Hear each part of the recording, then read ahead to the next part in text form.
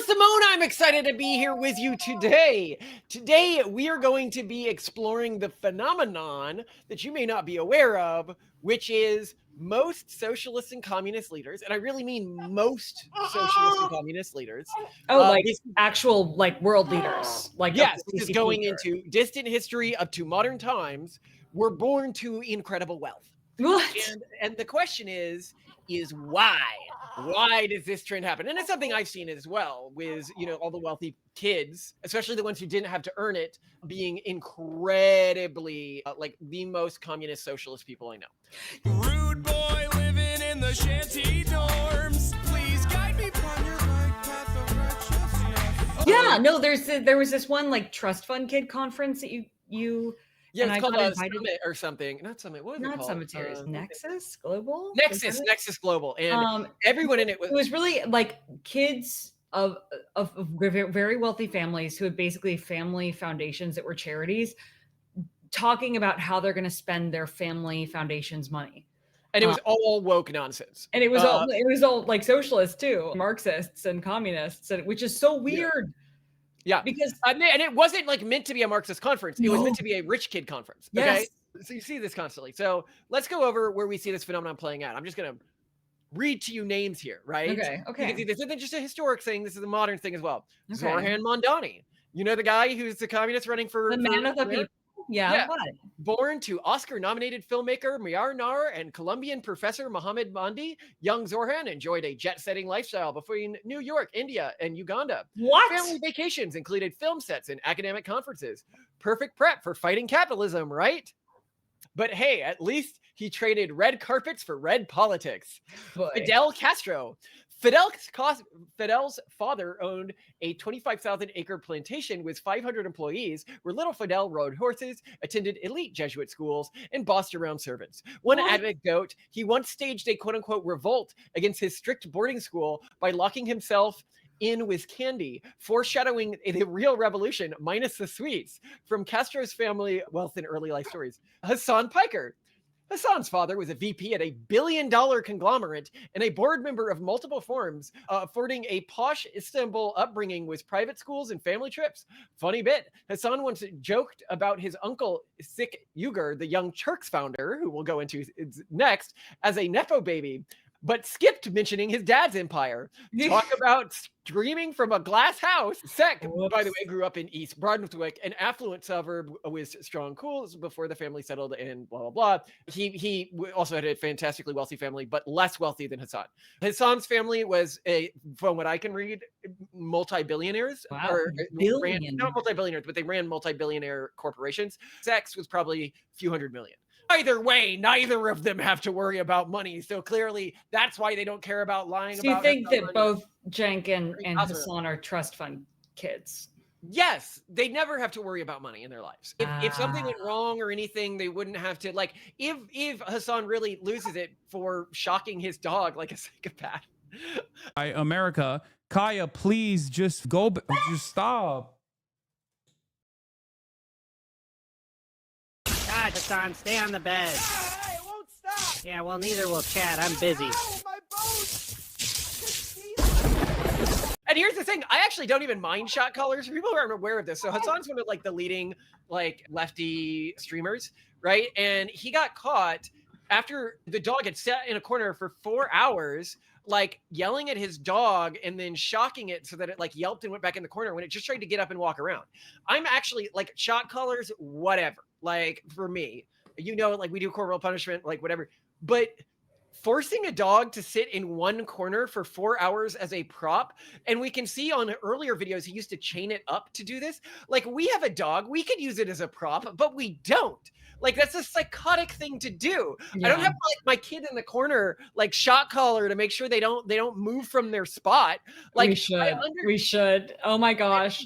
No, next episode, just expect to see Octavian in the corner with a big ass collar on. No, but I also love. Oh, we got to do that for Halloween. What are you, Zor? He would love that. Dog. Octavian would love just sit him back on this windowsill. He will just die. So the funny thing is we have the whole bop gate for us, when we do corporal punishment with our kids, and And I so want to be like in a debate with Hassan about this. And I'm like, yeah. And you know what the difference between you and me is I'm honest about the things I do as punishment because I'm willing to stand behind them.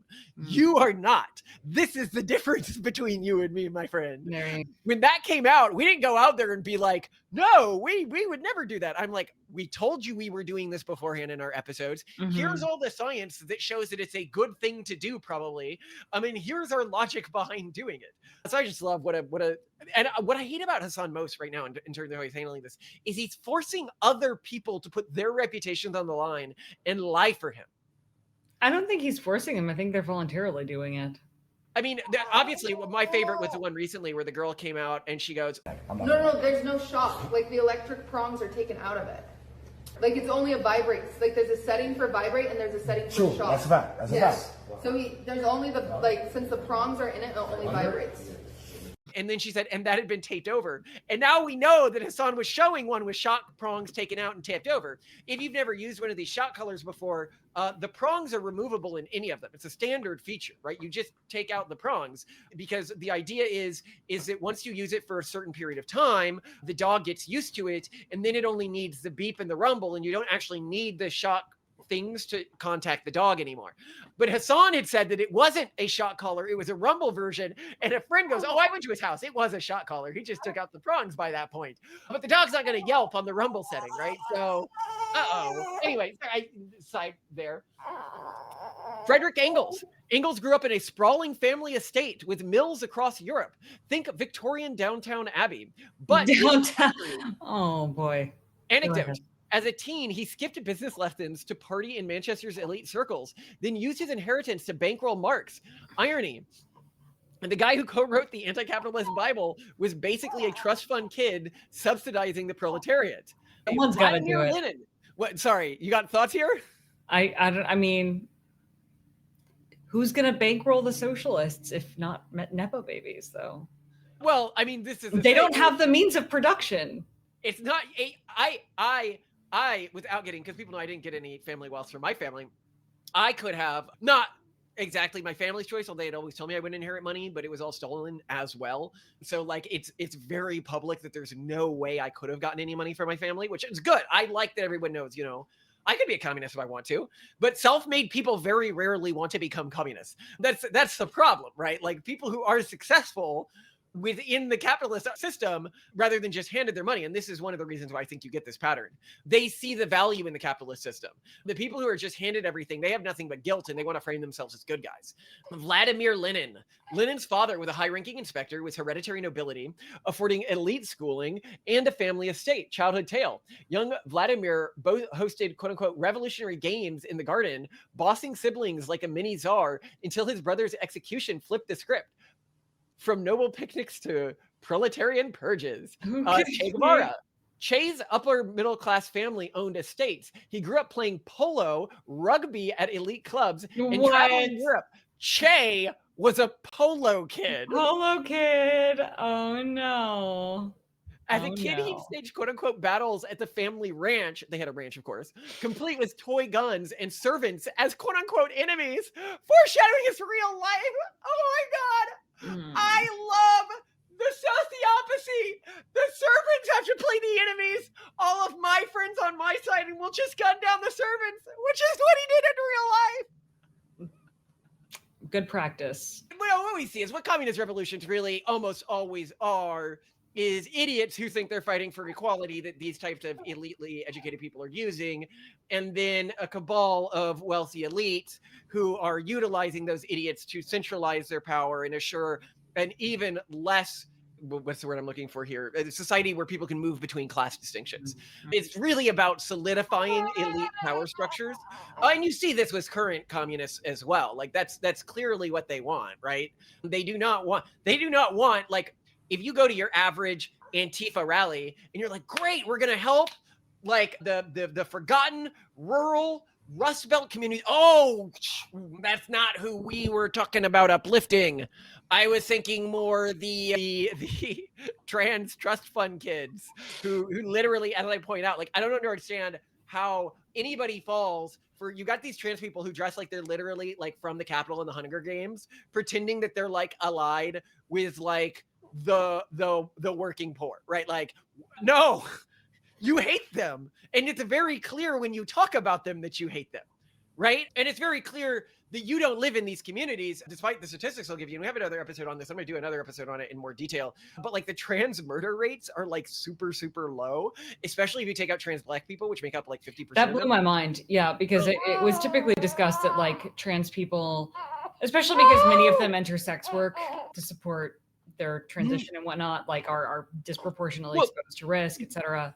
It's because they're in upper class communities often and leeching off of our class communities, even if they themselves don't have jobs. And this is what I've noticed is people will act like, well, I'm really poor when they're living with like their rich friend in Manhattan or something like that who's helping to pay for everything, right? And it's like, okay, I mean, you might technically be poor, but you are living in Manhattan, right? And I know for a fact, if you were actually, everyone feels poor in Manhattan. Yeah, you wouldn't be doing that, right? So clearly you're getting money from somewhere. Next one, Pol Pot. I don't know if you knew this one. Pol Pot, with a wealthy family, was royal court ties. He grew up with French tutors and lived in the king's palace as a page boy. French tutor, page boy, Pol Pot, page boy. Pol Pot, this is the one who did the Cambodian Revolution where they had the killing fields and they just like were one of the most brutal communist dictators in history. Oh my God, French tutors, page boy. This does not check out. These people are good at rebrands. So the peasant utopia, the architect, enjoyed elite scholarships in Paris, studying radio tech while sipping cafe lattes before banning all that bourgeoisie stuff back home. I can't even say these commie words. Bourgeois, that's what it is. Commie words. Taint my American tongue. Portuguese. You gotta. The Burgundies. Oh my God, Malcolm, I love you so much. Oh, it kills me.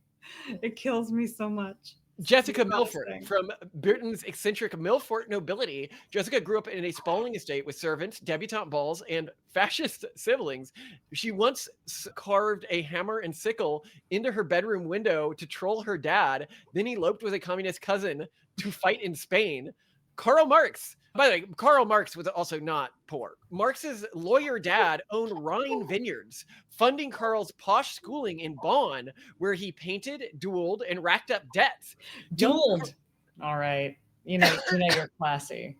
Young Karl once got jailed for a drunken night out, bailed out by daddy's cash.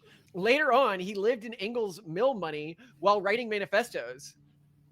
So literally, it's like the law doesn't apply to me. I'm so rich. Level of rich there, right? I mean, to be socialist or communist, though, you have to be subversive, and subversiveness often requires a pretty sizable level of personal empowerment and confidence, which is easy to get when you're wealthy. Well, if you look at what happened with Marx, it's very clear. He grew up super wealthy, so wealthy the rules didn't apply to him. He never had to worry about working or a job or anything like that. And as soon as that stuff was required of him, because he didn't expect it ever would be required of him, he's like, well, I need some alternate system to pay for my lifestyle, right? Mm-hmm. And that's when Engels started to support him. But the point here being is that he and a lot of these wealthy kids simply do not have a worldview where they are ever going to work. That is antithetical to their work. Sorry. All right, we're gonna keep going here, but we're getting every name on the list here. Mao Zedong. This is insane. So Mao's father was a prosperous farmer moneylender with vast lands, afforded private tutors in elite schools. Teen Mao staged hunger strikes against his dad's strict rules, hiding in barns with books. Ironic for the guy who'd later starve millions in the Great Leap Forward. Well, he tried it. It wasn't so bad. Yeah. Okay. Leon Trotsky. Trotsky's dad owns massive farms with laborers. Young Leon had private tutors and summer horseback rides. He once commanded farm kids in mock battles, prep for leading real armies, but was way more privileged than the proletariats he championed. Now, Pete Caprone and he's a what's the word? anarchist communists back in the 19th century. Oh, A Russian aristocrat and proponent of anarcho-communism, was born into a noble landowning family descending from the ancient Rurik family. His father owned serfs across 3 provinces, and Kropotkin grew up in Moscow mansion with attached estates. Educated at the elite courts and serving as a personal page to Emperor Alexander II. good. Oh, come on, we're not done here. Ho Chi Minh. Ho Chi Minh, born Nung San Kun to a Confucian scholar father who was an imperial magistrate. Ho grew up in the rural Vietnamese village with some family status perks like private tutoring in classical Chinese texts. Good. He flew kites, fished in rivers, and enjoyed a relatively carefree childhood in the elite college in Ho, a top French academy for Vietnamese nobles, where future leaders like Pham Van Dong and Vo Nguyen also studied. At around age 10, he got expelled, or nearly so, for protesting French teachers' discriminatory treatment of Vietnamese students, foreshadowing his fight against colonialism. Sorry, I'll mute myself. Next year, Bertrand Russell.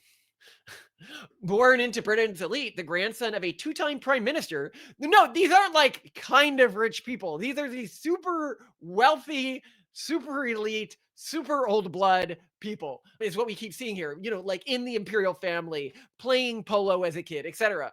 Young Bertrand was orphaned early and raised by his strict Victorian grandmother at her luxurious Pembroke Lodge in Richmond Park, a sprawling estate fit for royalty with servants and gardens galore. His private tutors, no need for regular school, lived in isolation from other kids until 17, leading to a lonely but intellectually loaded childhood where he contemplated unalivingness but was saved by books and mass. And I love he's so close to modern people, Bertrand Russell. At 11, his brother introduced him to Euclid's geometry, which he called as dazzling as first love. Sparking a lifelong passion, he secretly ditched Christianity, becoming an atheist at 18 after reading Mills. Bonus, as a teen, he jetted to the 1989 Paris exhibition and climbed the brand new Eiffel Tower. Climbed it? All funded by family wealth. It has stairs for the. He walked up the stairs, Malcolm.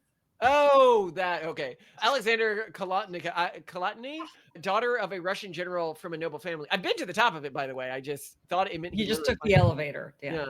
Maybe he did. Noble family with Ukrainian and Finnish roots. Grew up in luxury estate, servants, elite education. Actually, I'm not even going to say any more of these if I already recognize them. We've got well, this one could be relevant to our Eastern European. Enver Hoxha, he's an Albanian communist leader, son of wealthy Muslim landowner and cloth merchant with ties to the Ottoman elite. We got Tony Benn, I've heard of him, British socialist politician, born Anthony Wedgwood Benn. That's an aristocratic name if I've ever heard of one. The aristocratic son of a viscount and the grandson of a baronet, lived off of inherited wealth. Jessica Milford, British writer and activist from the aristocratic Milford family.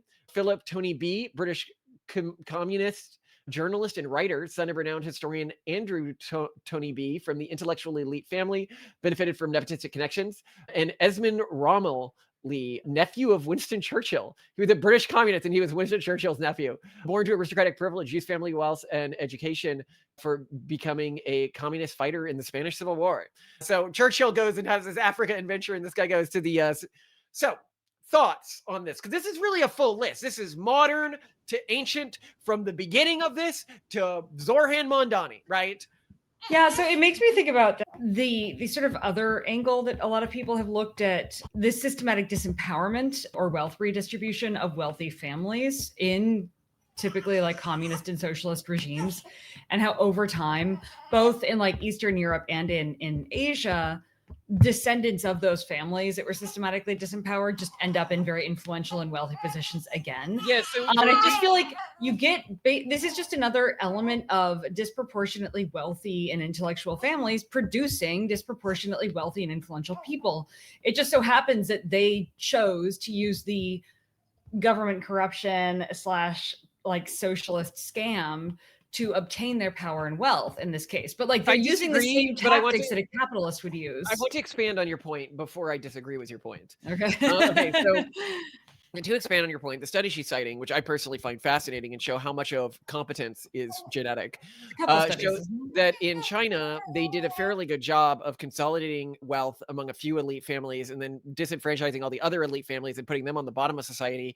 And then the bottom of society was raised as like higher class. And it was much easier to get jobs and positions if your ancestors had been farmers and if they had been like you were treated with active derision in your daily life.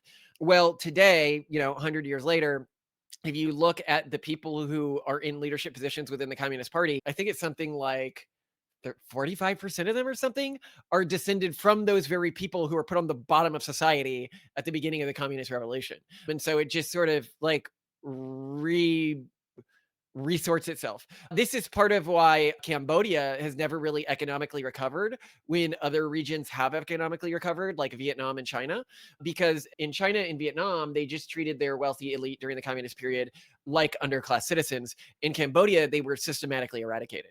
And because of that, Cambodia has never been able to really reindustrialize in the same way because they just don't have that class of people anymore. And I think in Cambodia now, a lot of wealth is just owned by Chinese who came in because they still had that class of people who could come in and soak everything up. I've heard that, yeah. So one number that I was able to find on this is that Chinese people own 92% of the business assets in Cambodia. This is what happens if you eat the rich in your country. The rich from another country come and take over. Well, and there's actually, that's the case apparently in a lot of. Well, we have another episode on this, the Jews of Asia. But the point is you benefit from this elite class enormously. And what communism really is a revolt of a few factions within that elite class against the rest of that elite class, using the poor to achieve that end. Mm-hmm. It is not, and people can be like, oh, well, real communism's never been tried. That's not the way communism is supposed to be done. And I will say that communism may work in a world with AI. We can talk about that. We've talked about that. Well, that's kind of the point, is that the actually respectable leaders in communist theory pointed out that this is a post-scarcity arrangement. Only, but right. This makes sense in a post-AGI, super prosperous world. Sorry, but just quickly here, I agree with what you're saying, but I want to explain why it doesn't work pre-scarcity, okay? Where you still have any degree well, of it's scarcity. obvious because Why? You basically need just infinite resources created by people who aren't people, so that no one has to work. Why. That's not why. So like on paper, communism could work. Like this idea that you could give ownership of the means of production to the people, right? And then sort of decentralize power entirely and have everybody sort of agree on this decentralized worker-owned world, right? Like this could hypothetically exist. The problem is many people have tried to create this before. Like, it's not all communist efforts were disingenuous, but when you decentralize power to that extent, the extent that it exists within quote unquote real communism, anyone who is willing to subvert that system, say, actually, I'm not going to let go of my decentralized power, can concentrate power and then take it from the decentralized architecture, which is why communist systems always turn into dictatorship.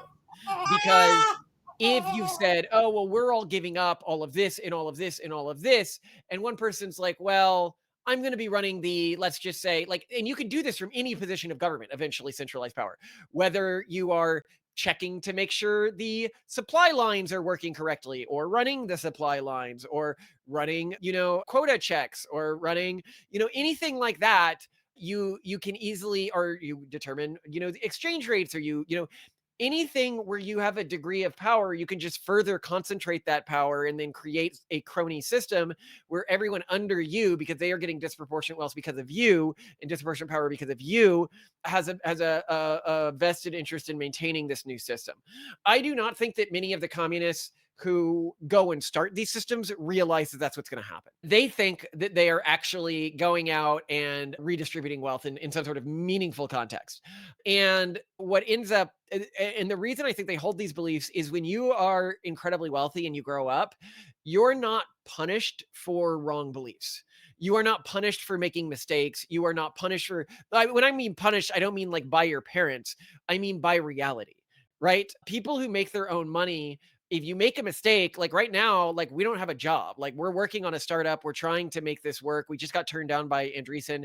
So we were, on our way with them. So now we've got to find out what we're going to do next. And this is, 5 kids, right? Like I get punished for my mistakes. If I don't perform, if I can't create something that people want to use with, Parisio.io, our school system, or rfab.ai, our, online agent system for like chat bots, or the new system we're building with RFab AI that will allow you to have like persistently online bots that are just sort of always running and can like give you phone calls and answer your texts and send you text and send you emails and do coding for you. And we'll have like persistent personalities, which evolve over time. Think of it like a Tamagotchi human. I don't know how to put it, right? Like a pocket human. Very excited to start releasing those onto the world because the ones we have in our test environment are really cool. But where am I with this stuff? Yeah, I've had to, and we've built it before. You're basically saying trust fund kids and Nepo babies are doing bowling, but with the bumpers on. Yeah, and if you're doing bowling with the bumpers on, you choose the thing that makes you're you just look throwing cool. the ball. You're just throwing the ball. You're not really aiming in any meaningful way. Whereas with the rest of the world is playing with the gutters, and they end up in the gutters when they screw up, and that changes their behavior. Quickly learn, for example, how incompetent the masses are. One of the first things you learn if you're managing lots of people is how incompetent your average person is. And that it is really hard. I mean, that's what makes management hard is you can't just handle everything yourself, right? And fortunately, AI has fixed that for me because now I just use more and more AI employees, and I'm working on building more and more AI employees. Yeah. Well, it enables you to you now only have to work or can choose to work with the top 0.1%, which is so nice. You don't have to depend on anyone else. Yeah, which is going to potentially make a system like communism, well, not traditional communism, maybe some sort of like UBI system, but that will have huge negative effects. Watch all our videos on how bad UBI is. So like, I don't know where humanity is going. We'll probably need some sort of like simulated hardship, especially once we enter a... Yeah, people are going to need to have jobs. That's it. Yeah. Oh, he's gassed.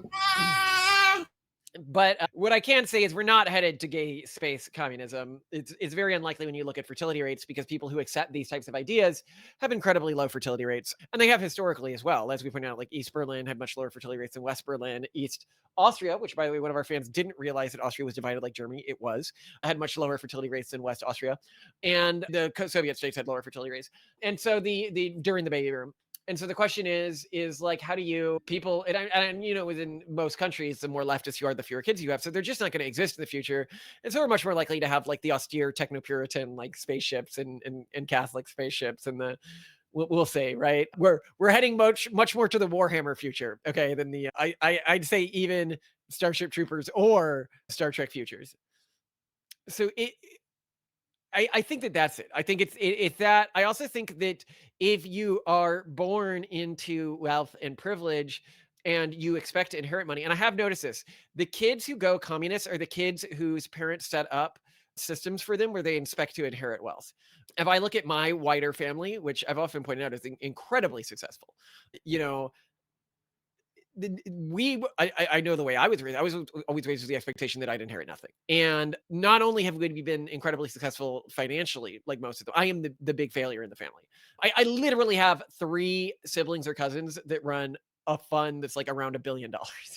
And then others that run like major AI studios and stuff like that you've heard of. And he means each. It's not the same. These are all separate. It's not the same. No, it's separate funds that other people gave them control of, not like family money or something like that. And they're usually pretty conservative. Most of my family's pretty conservative, except for one of the uncles who used to run the Fed, but he wasn't raised in the family. So or at least they're not like far woke or whatever, right? And so I think that what it is, it depends on how you're raised in the family. Are you raised with sort of the expectation of a life of luxury without, and I've noticed this with rich families as well, which can create this problem, is the family will give disproportionate attention to and disproportionate money to whoever is the loudest member of the family and whoever is willing to do the most, work on trying to gain control of the trust and everything like that. And these are often the least competent individuals because they don't have another way to make money, right? Like if you're competent, you go out and you make money in some other way. And if you're incompetent, well, then you stay within the family. And so their lifestyle structurally looks like communism. And I think the reason they argue for communism is because they think, could I go out in the world and like make something useful that people want and will pay for and that helps other people? Like, no, like I don't want to do that. So I will play a game that doesn't have metrics, right? Which is the game of revolution, and a game that can make everybody's life like my life, so I don't have to live with this cognitive dissonance without really thinking about the actual consequences of what they're doing. Any thoughts, Simone? I am curious to know if there are any major communist or socialist leaders who came from a background of poverty. Did you look that up? I can look that up. I mean, I'm sure it'll find at least one. Sorry, I'd look it up, but he's gassing. I'm trying to get him to let it out. Trying the stomach massage, the foot thing, the back pats, the burping. Bubbles got to go. I mean, I named almost all of them in that list, right? Like there's not many left after that list, but like potentially, I just want to see how far down it has to go in terms of Stalin. Did you mention Stalin? Stalin. I'll look up Stalin. But Stalin was the consolidator, right? He was the guy who had to make things work. He wasn't actually like a communist, He was like, I'm going to take advantage of these rich idiots and have them all murdered so that I can rule things my way. Let's see. Well, I'll check out Stalin here. You asked Rock. No, he was impoverished. Yeah. Stalin. There you go. That makes sense because he was a tough mofo. Like, right, but he also wasn't like motivated by communist ideals either. He was motivated by power and killing the rich bourgeoisie people or whatever. The Burgundy. Stalin,